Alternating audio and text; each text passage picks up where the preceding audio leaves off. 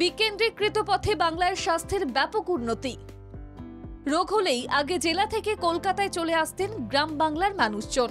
জেলা হাসপাতালের রেফার রোগ কমানোর জন্য জেলা ব্লক হাসপাতালের পরিকাঠামোর উন্নতি করা হয়েছে, যার জন্য গ্রামীণ এলাকা থেকে কলকাতা শহরে আসার ঝোঁক কমছে। কঠিন জটিল অপারেশনও ব্লক বা গ্রামীণ হাসপাতালে অনায়াসে সম্পন্ন হচ্ছে। গ্রাম বাংলার মানুষের সব রকম স্বাস্থ্য পরিষেবা পৌঁছে দিতে রাজ্য সরকার নিয়েছে বহুমুখী পরিকল্পনা। যেমন ভাবনা তেমনি কাজ করছে রাজ্য সরকার। সবার স্বাস্থ্য সুরক্ষা নিশ্চিত করতে মুখ্যমন্ত্রী মমতা বন্দ্যোপাধ্যায়ের নির্দেশে রাজ্যের অর্থ ব্যয় করে হাসপাতাল থেকে প্রাথমিক স্বাস্থ্য কেন্দ্রের ভোল বদলে দেওয়া হচ্ছে।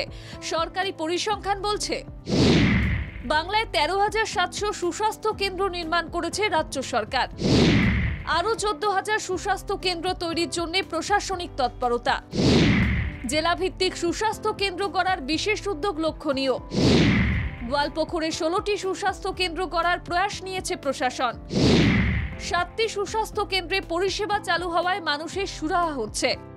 সোমবার গোয়ালপুকুরের শোলপাড়া এবং বাগগাঁও এলাকায় সুস্বাস্থ্য কেন্দ্রের উদ্বোধনী অনুষ্ঠানে হাজির ছিলেন মন্ত্রী গোলাম রাব্বানী। তিনি জানিয়েছেন, এই সুস্বাস্থ্য কেন্দ্রগুলি চালু হওয়ায় সাধারণ মানুষ অনেক উপকৃত হবেন। 16টা হেলথ অ্যান্ড ওয়েলনেস সেন্টার আমরা গোয়ালপুরের জন্য স্যাংশন পেয়েছি। 7টা আমরা হ্যান্ডওভার আজকে করে দিলাম, এটা 7 নম্বর।